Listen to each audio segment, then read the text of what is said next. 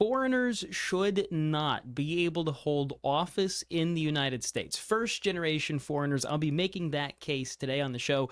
We'll also be talking about dual loyalty as a concept, something that I am very much so against. And if we get some time, we'll touch on some other topical things, explicit websites very overtly preying upon young children, trying to get them addicted, very concerning. And we'll circle around, Lord willing, to Alligator Alcatraz. This has been the talking point of the left for the last couple of days. They're saying it's a concentration camp. They're saying all sorts of ridiculous stuff. We should expect nothing less from them. Anyways, before we jump into that and so much more, as always, I want to start the show off the best way that I know how, taking just a second to give glory and honor to my Lord and Savior, Jesus Christ, the only one deserving of glory and honor. My friends, if you listen to me on one single issue and one issue alone, I hope and I sincerely pray that you will accept Jesus Christ as your personal Lord and Savior. We live in crazy times. You know it. I don't have to tell you that. We live in very bizarre, sometimes a little bit uncertain times, but there is one firm foundation that you can build your life on that will never let you down. That is the foundation of Jesus Christ. Now, I'm going to make the case to you. Some people may have heard the intro there and thought, wow, that's un-American. If you had an extensive, you did K through 12 in public school, you probably had a knee-jerk reaction and thought, you can't ban foreigners from holding office. Well, not so fast.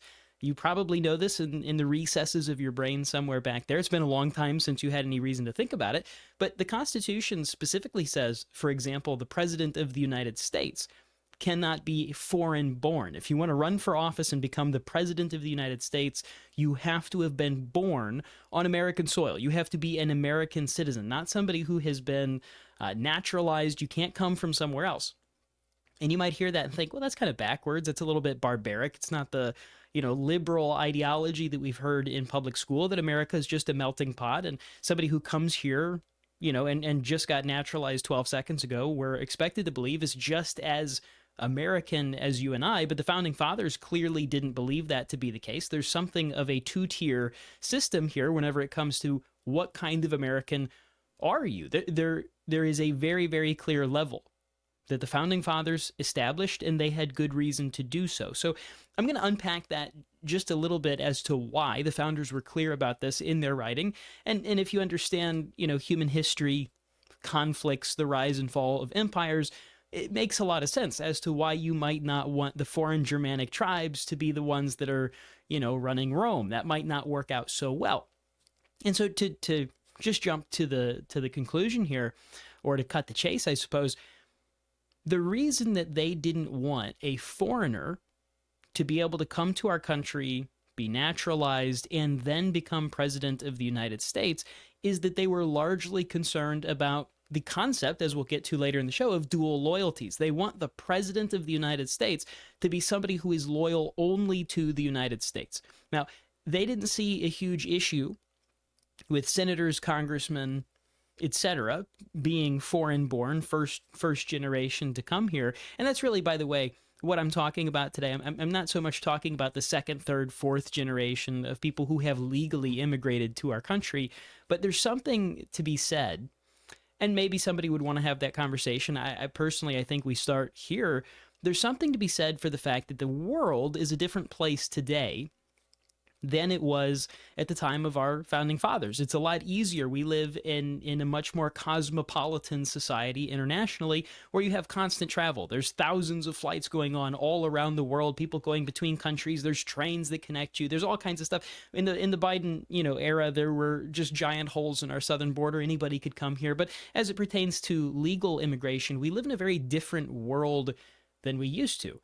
And so we are constantly being inundated with foreign-born people who are coming to the United States. And we've had this very liberal, very progressive, and it is at its core a very liberal and progressive concept that anybody can come here day one, snap of the fingers, wave of a magic wand. They're just as American as somebody who, for example, can trace their bloodline in the United States going all the way back to the Mayflower. If you have a claim, now listen, I don't have this, so I'm not speaking in a way that would benefit myself. I'm actually speaking to my own detriment. If you can trace your, you do 23andMe or whatever, you can trace your bloodline all the way back to the Mayflower, dare I say, you kind of have more of a claim to being an American than me. Your forefathers and their forefathers fought, bled, and died to secure this country. At the same time, my forefathers were running around in Spain or in Scotland or whatever it might would be. And that's not to say that there's anything inherently wrong with me. That's not to say that I'm somehow less of a human being. But as far as when we read the Constitution, when we read the Declaration of Independence, clearly those documents were very specifically, very expressly written for ourselves, right? They're writing in the present tense first person. They're saying for ourselves and our what? Our posterity. Our country was made for those men who founded it, and then their posterity, their children, their grandchildren. They have something of maybe a first right of refusal. Those are the truest sense of Americans. That's who they are. Now, all of us, my family's been here for many years. I can trace my bloodline back. There's a fun game that people do, and don't take any of this too seriously. A lot of this is conceptual. So like I say, it doesn't make you less of a human being or anything like that, but there is an identity to being an American. And if you can trace it for a very long time, dare I say, you have more of a claim. But anyways, there's a fun game where you pull up your last name and you go to the Civil War Soldier database. It's some like .gov website or whatever. And you put in your last name. And if you don't have anybody, like you can go maiden's side, you can go your father's side, whatever it is, your last name on either side of your family, if you don't have anybody's name show up in the Civil War database, they joke and they say, well, I mean, are you really that much of an American? Maybe we sit this one out. I, shockingly, actually have, you wouldn't think Nieves, but there were multiple Nieveses that fought in the Civil War, so I have that claim. I checked that box. But jokes aside, that's something that's kind of lighthearted. But when we think about it, we don't need people who come from other countries to the United States because they believe the United States is better. They want a better life. We don't need those people coming here and telling us how to run the country that they sought refuge in. Okay?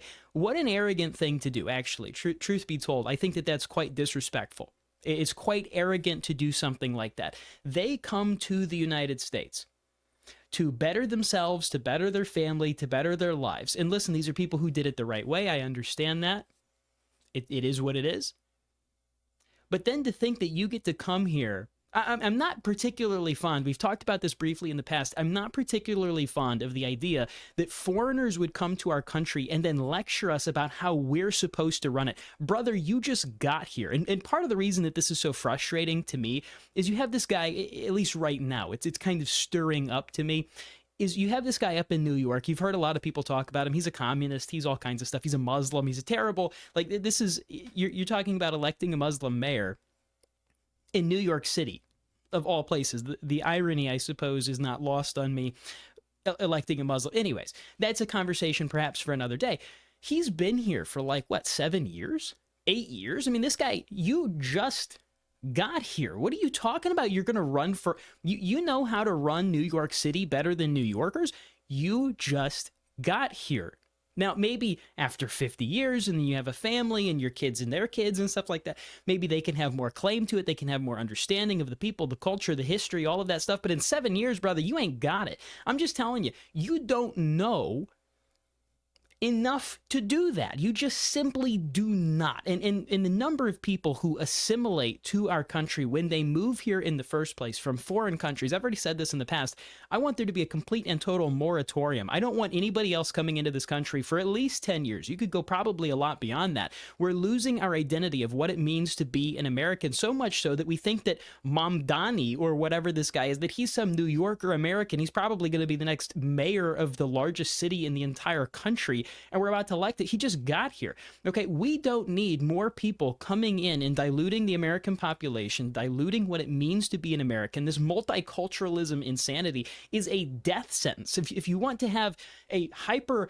multicultural society, and the people that you're bringing in are from cultures that are antithetical and completely incompatible with your own, that is a death sentence. It's never going to work. It would be like a corporate merger with a company that absolutely stands for the exact opposite of what your company stands for. Would anybody do that? No. Are you going to hire a whole bunch of people for your paper company, and you're going to hire them from some company that just like really hates paper, like a matches company or something? Like, no, you would never do that. It doesn't make any sense. So if you're going to fundamentally shift and change the identity of a nation, it's not going to be a good thing. And when we have these people who are first generation, this isn't an insult to first generation people who have come here. If you did it the right way, you've heard me talk in the past, you get a thumbs up that you did it the right way. I don't really want more people coming, but I digress. This isn't a knock on them. It's just a hard dose of reality.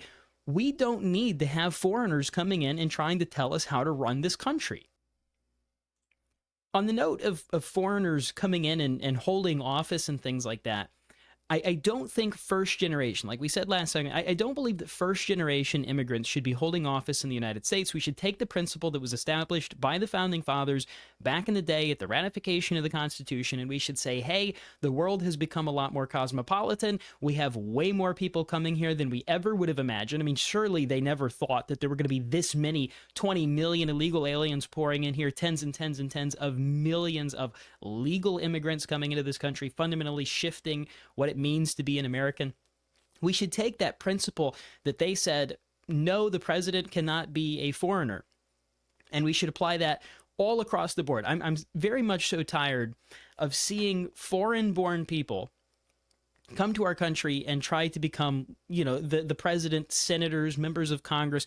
We have a huge number of members of Congress, by the way, who hold some sort of a dual citizen status. They came from another nation and now they're coming here. We have people who have served in foreign militaries that are coming. There are so many issues with that, security issues, loyalty issues, but that kind of segues in. I want to talk now about dual loyalty. I think that it's almost inseparable from the conversation we're having about foreigners holding office in the United States. Part of the issue, arguably the most profound issue, I suppose, with having these foreigners come and hold office is I do not believe in such a short period of time. Now, we're speaking in generalities here, so there will be people who break this rule. It's not a hard and fast rule, but it is a working generality that will save us a lot of heartache here. I do not believe that the vast majority of people who are coming from another country can so thoroughly assimilate to our country that they completely shake off any loyalty to a foreign nation.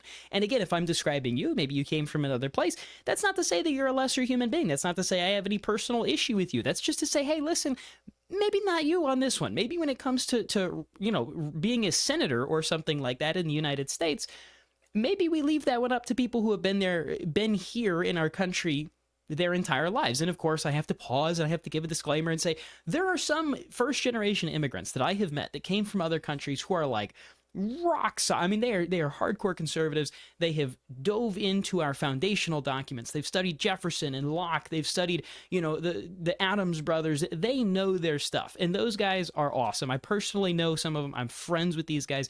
They're great. And if I had the choice, being completely transparent and honest with you, if I had the choice between, I don't know, we'll make up a name, a fictional friend, Bob or something, so as not to give anybody's name or personal information, if I had a friend named Bob who immigrated to the United States from Romania, right, and had personal experience with communism and the after effects of communism, and they had become a hardcore red meat conservative, really dove into our foundational principles, they were a Christian, etc., I would pick them 100 times out of 100 over a native-born liberal. Okay, so just, sometimes people say this kind of stuff and they don't think it through all the way. I'm not saying that I wouldn't, in transparency, right? Like I say, there are exceptions to every rule. We're talking in generalities here, but for the vast majority of people who are coming from a foreign country, the odds of them being so thoroughly assimilated that they should be in a position of significant authority in the United States, I just don't think so, because in many cases, there's going to be dual loyalty. And it's even biblical. A man cannot serve two masters. You cannot have absolute loyalty to two different nations, whether it's the United States and Great Britain, whether it's the United States and Israel, whether it's the United States and Canada or Mexico or anywhere else in the world.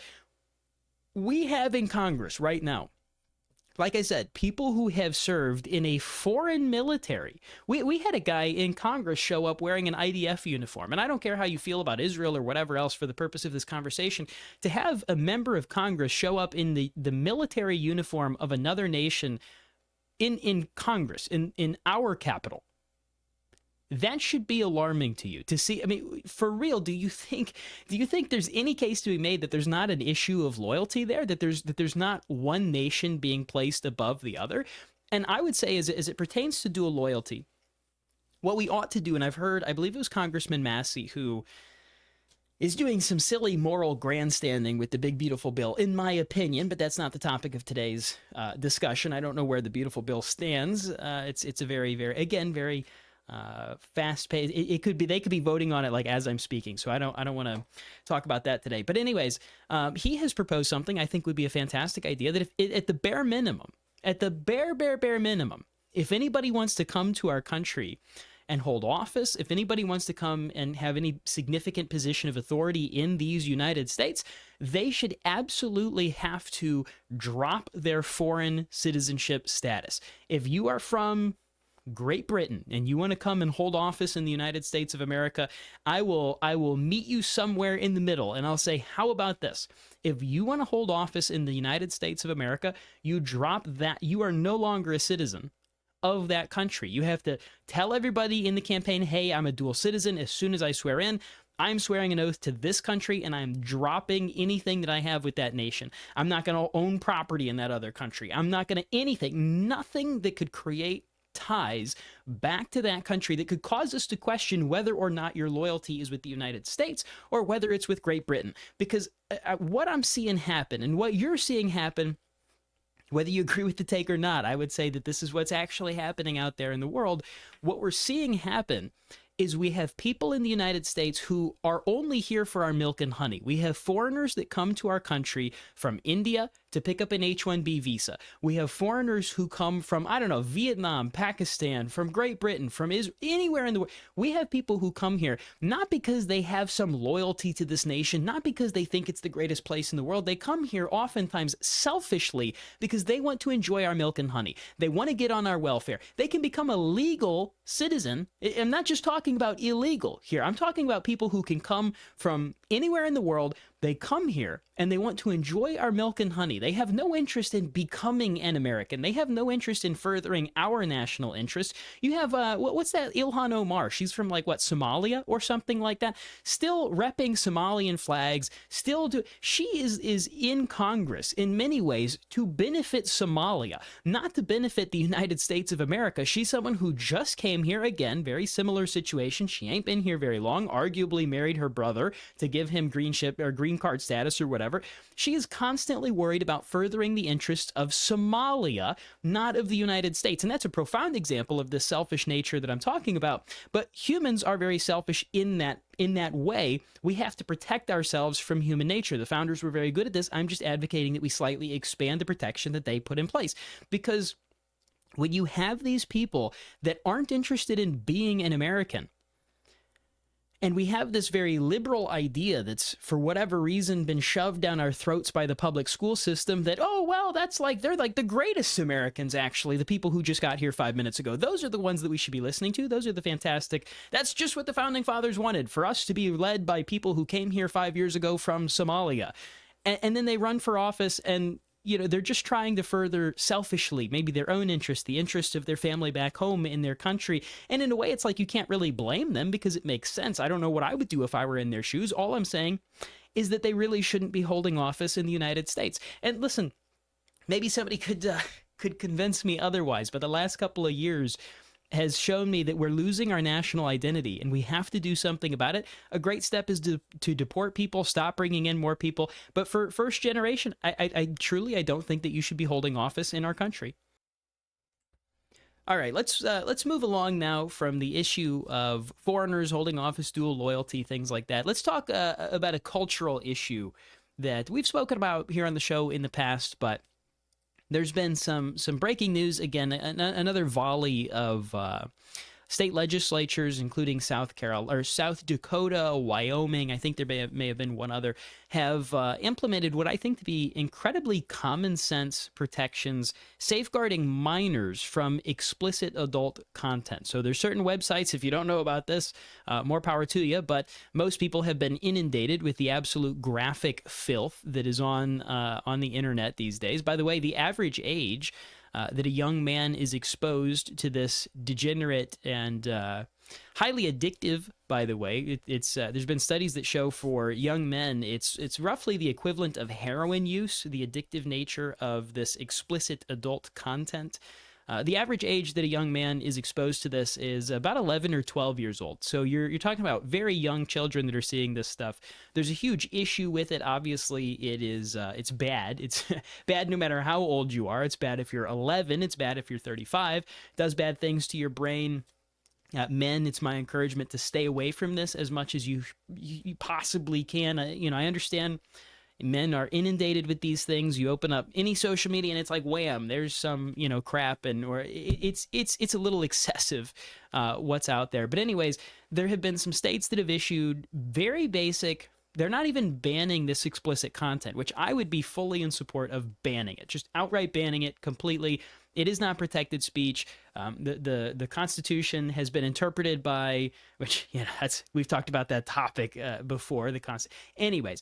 The courts have precedent, deferring to them. This is a rarity for me, but deferring to the opinion of the court, because I think they have it right on this one. The court has said that there are limitations on free speech, and there are certain obscenity laws. Certain things have been deemed obscene. I don't know how you could get more obscene than some of the graphic stuff that's out there. So anyways, very simple laws, not even banning it all the way, but just saying if you're going to access this adult content, you have to show an ID in the same way that you have to do that to go buy beer at Walmart or the grocery store or a gas station.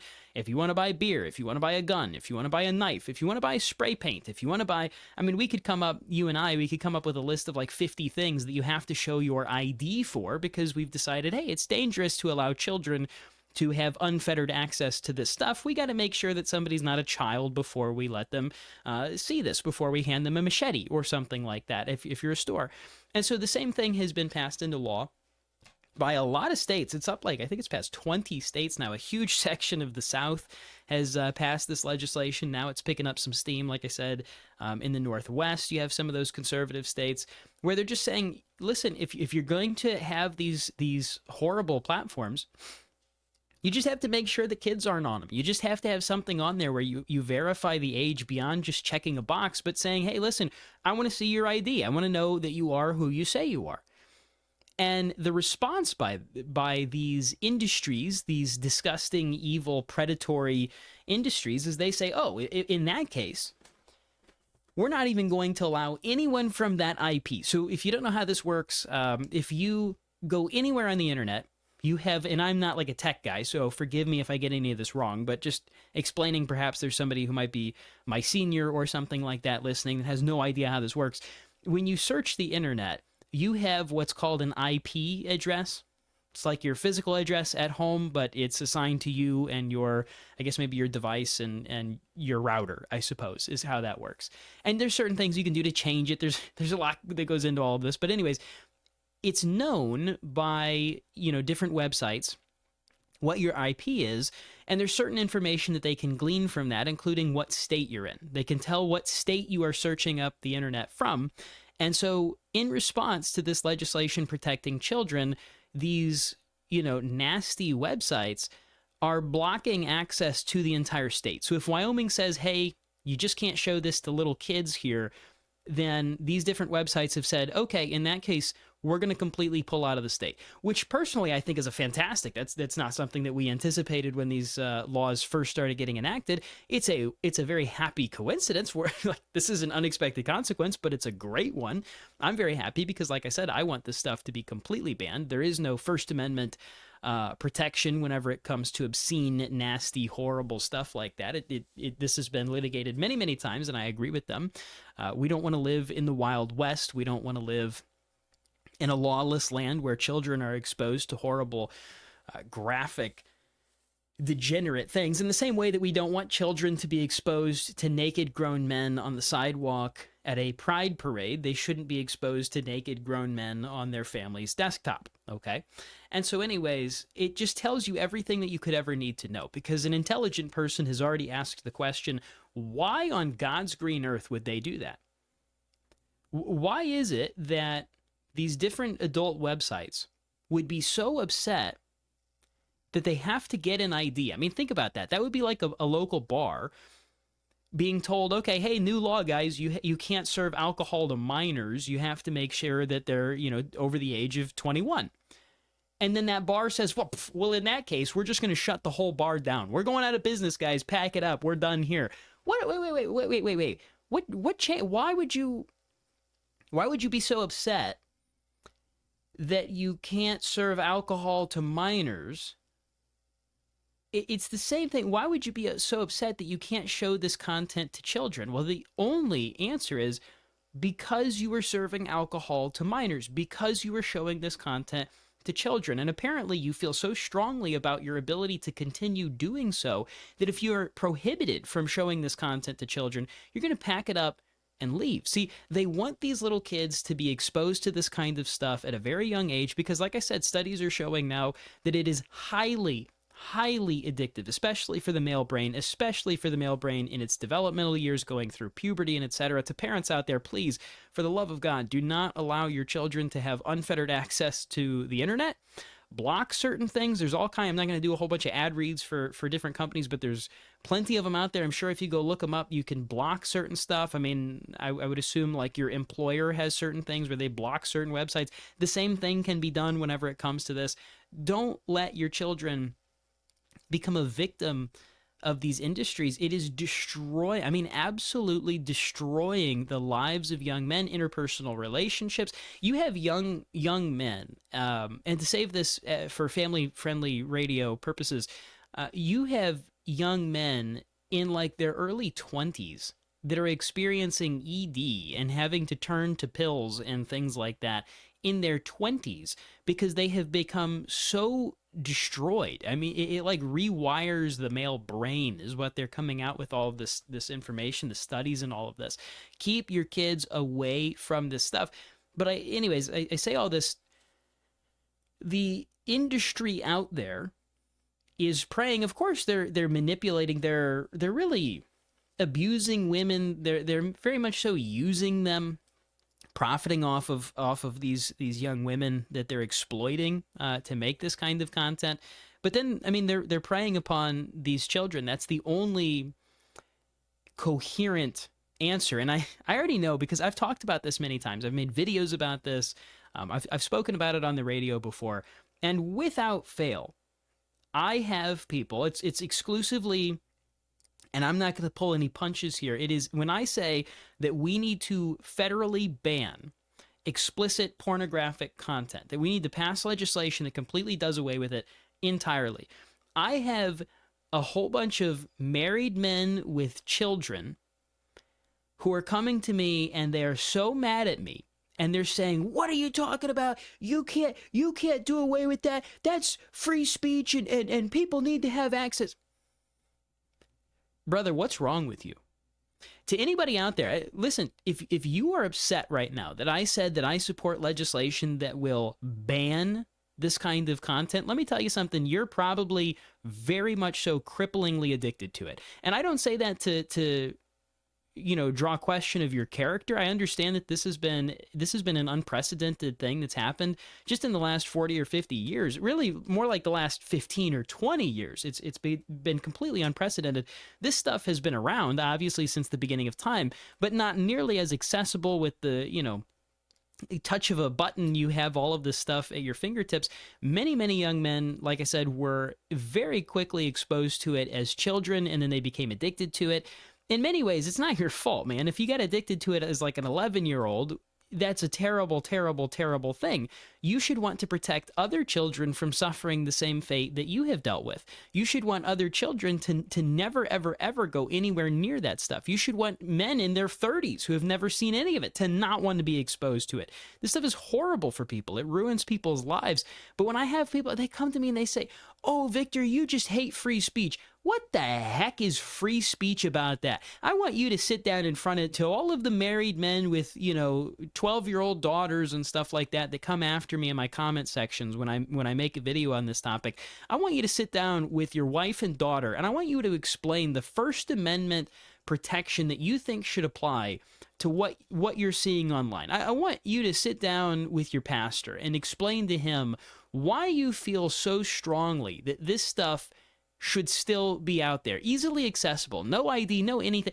Just, you want this stuff to be at the touch of a button. And listen, you can say that you struggle to stay away from it. You can say that you avoid it as much as you possibly can, but it is what it is. It's 2025. This stuff is freaking everywhere. You can say, yeah, man, I mean, I'm not perfect. That's why I want it to be banned. That's why I don't want it to be out there for everybody. There are so many men who struggle with this topic. They should be, and many of them are, by the way, at the forefront of the case of why this needs to be banned. But man, it really irritates me an awful lot. What do you think? There's some sort of artistic value. There's some, we need to keep it because it's enriching our society. Really? It's enriching our society. I don't know about that. I don't think that I'm subscribing to that ideology that you're following. I've said this before about certain other things, but if that's how we're defining freedom, right? How people say, well, we have to have it because of freedom. If that's how we're defining freedom, we might need to rethink what we're doing. People used to say this stuff to me about the trans issue as well. They would say, well, Victor, if a man, like, say, because I would always say that transgender surgeries should be federally banned for all ages, not just for children, but for anybody. And they'd say, but Victor, what about freedom? I mean, if somebody's over the age of 18, I don't care what they do. I don't care if they, go in and have a doctor castrate them or chop them into pieces or mutilate their body beyond recognition. Because, if they're of a sound mind, well, you're not in a sound mind. If you're somebody who wants to go in and have a doctor chop you to bits, I'm not talking about a necessity like a hysterectomy because there's some sort of cancer or something like that. There are actual medical necessities where people unfortunately have to have certain parts of their body removed. I'm not talking about that. I'm talking about a delusional individual who decides, hey, I think I would be less delusional. I think I would hate myself less if I could only chop off a certain part of my body. Doing that to them is abhorrent. That's an evil, evil, evil thing. And the argument of, well, my freedom, if freedom is defined by the ability to put an axe wound between your legs, is it really worth pursuit? Honest question, is that something that we really need to be like moving heaven and earth so that we can, we have to go pursue this freedom, guys, because without it, how am I going to put an axe wound between my legs? I don't think that that's what when Thomas Jefferson wrote in the Declaration of Independence that we would have, the pursuit of happiness, that was one of the essential rights of all mankind, was the pursuit of happiness. I don't think that's what he was talking about. I don't think that he had in mind some demon showing up and putting you under the knife and just hacking you to bits so that your insanity would be quelled for a minute. No. Well, my friend, it's been potentially a controversial episode. I might have offended some people, but it is what it is. I don't say what I say to make you happy. I say what I say because I believe it to be the truth. Anyways, if you have enjoyed today's show, perhaps I didn't step on your toes or offend you or anything like that. If you've enjoyed today's show, do me a solid and share it with somebody. It's the best thing that you can do if you want to support what I do. Well, with the exception of, if you're going to write me $1 million check, then that would be the best thing that you could do for me. But for those of you who are not yet ready to write me a $1 million check, just share the show. Share it with friends, with family members. I know I have radio listeners on the Real Talk Radio Network out in Missouri. So if you're listening on the radio, be sure that you share the program. Tell friends and family where, when, how to find the program. If you're a podcast listener, it's available on literally every single podcast platform. Be sure to share it with friends, family, etc. It doesn't cost you anything. Writing me $1 million check would be expensive. This is not so expensive. And if you really want to go the extra mile, leave me a 5-star review on Apple Podcasts, on Spotify, on any of those. If you can leave a review Hey, it's always appreciated. Now, let's talk. Let's talk about Alligator Alcatraz, or should I say, America's first concentration camp. Something like that. That's what they're claiming. That's what has been the theater kid hysteric ramblings as of recently, is that Donald Trump and Ron DeSantis have decided to put their brains together and build the very first concentration camp. This is just like the the late 1930s, actually, early 1940s, where Adolf Hitler decided to put Jewish people into the ghettos, and then he decided that he was going to put them on trains and send them into labor camps, and then, death camps, concentration camps, etc. They live in the plot line of a Marvel movie. At least they do in their head. Basically, all of their political analysis can be boiled down to Hitler or not Hitler. It's like a game show. We could get maybe 50 liberals. One day we might just do it. I'll go out on the street and we'll play a game called Hitler or not Hitler. And we'll just go and we'll present them with different political things. And they'll need to analyze them and come to the conclusion of whether or not that's actually Nazi. Is that a Hitler? Or is that not Hitler? Because that's basically all that they can comprehend. So they see a detention camp under, maybe this will be our first topic for the game show. We'll show them a detention center. Maybe I shouldn't use the word camp. I'll accidentally hedge their bets toward Nazi for everything if I use the word camp, because their brain's not very sharp. I've already taken them halfway to the camp. Oh my goodness. Can't keep saying. Anyways, I will show them a detention center, not a detention camp, a detention center that was built and run by the Obama administration. And they'll say, no, that's not Hitler. That's completely fine. That's what you do. And then I'll show them a nearly identical detention facility that's run and built by Republicans, Ron DeSantis, Donald Trump, and they'll say, that's Hitler. I knew it. I knew one of these was Hitler. You see, the chain link fence that they use under Obama was just normal chain link, but little did you know the chain link fence that DeSantis got was actually taken directly from Dachau. It was actually taken from over in Europe after they tore down the concentration camps, and they took it and they repurposed it, and that's actually why it's Nazi. I don't know if that's actually what they would say, but these people, they're not sending their best. They're not sending their brightest. They seem to think that literally everything is a concentration camp. And so let's, I know it's a shame that we have to waste the brain cells and expend the energy refuting such a ridiculous claim, but let's think about maybe some of the symmetry breakers. Let's take this claim very seriously, because it's a very serious allegation. Let's take them at their word. Is this or is this not a concentration camp down in Florida? Well, let's look at the purpose of a concentration. Specifically, they always use the word concentration camp, which, World War II, there were concentration camps, and then there were death camps. The death camps were more toward Russia, but, geographically, the concentration camps were more so kind of like a labor camp. They were to keep prisoners for a long period of time, oftentimes trying to use them for some sort of a wartime benefit, free labor, slave kind of stuff like that. Is any of that happening in Florida? Well, no, they're not trying to keep them for long periods of time. In fact, Alligator Alcatraz, as it has been dubbed, is specifically a holding place for people who are in the process of deportation. So it's somewhere for them to be placed in the interim before they're sent back to their home where they're supposed to be. Is that what happened in Nazi Germany? Were they gathering people up to send them to their correct home? Were they gathering them up to say, hey, you have broken the law here. You're not supposed to be in this country. We're going to send you back to the country where you are a citizen. You are a citizen of this country, so we're going to send you back to that country. Is that how they're? No, of course not. They're in Alligator Alcatraz. They're not forcing people to work. They're not getting a bunch of Zyklon B or something like that to go build showers or delousing or whatever. They're not doing any of that.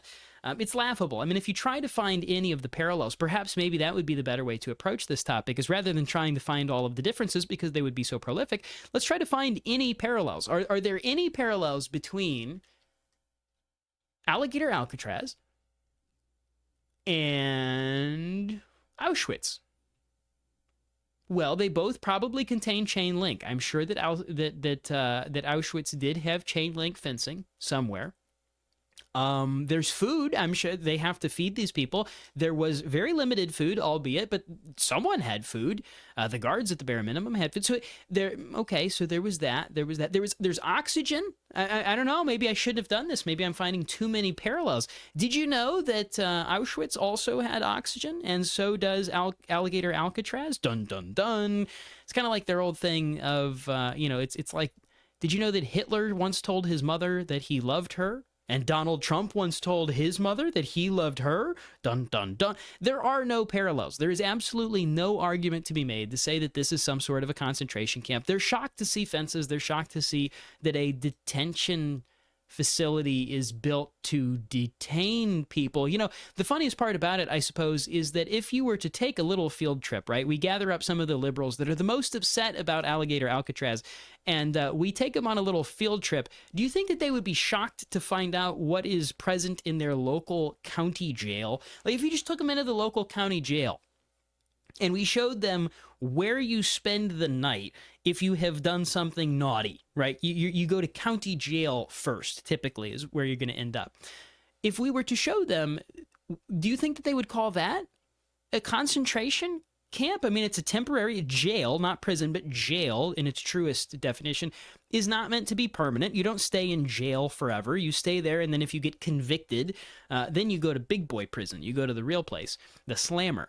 Jail is not meant to be somewhere that you stay for a long time. The parallels between that and Alligator Alcatraz are actually quite astonishing. If you're going to claim that Donald Trump has built a concentration camp, I've got bad news for you. Your local sheriff did too.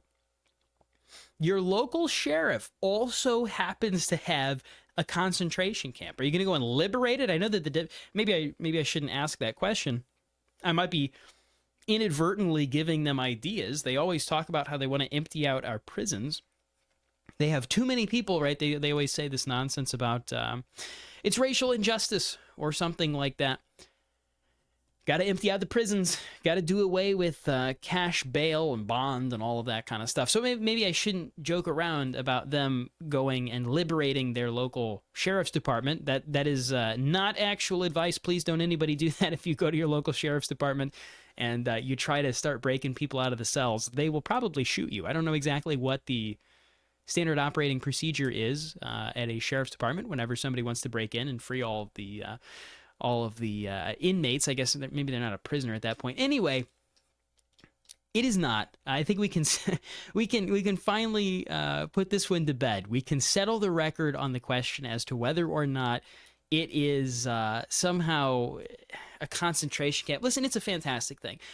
Why, you might ask the question, why is it that the Trump administration is even considering something like this? Because the optics are obviously quite interesting. You have the perception as though the Trump administration is wanting to build like a maximum security location. They have alligators and pythons. It's in the Florida Everglades.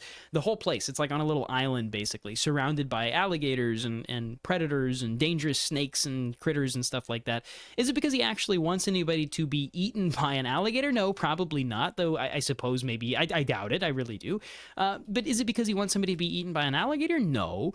It's because he wants to show very clearly that America is taking this issue seriously, that we're not here to mess around. We're not here to play patty cake with you. If you've broken into our country illegally, you will be treated like a criminal. You will be taken to a place where you'll be surrounded with alligators, mostly symbolically. You're not going to be fed to the alligators or anything like that. But if you try to break out, then maybe you will be. But it's symbolic. This is largely a message to the whole world, to everybody out there. If you break in, we'll kick you out. Anyways, that's all I got for you. Keep me in your prayers. Keep your country in your prayers. God bless.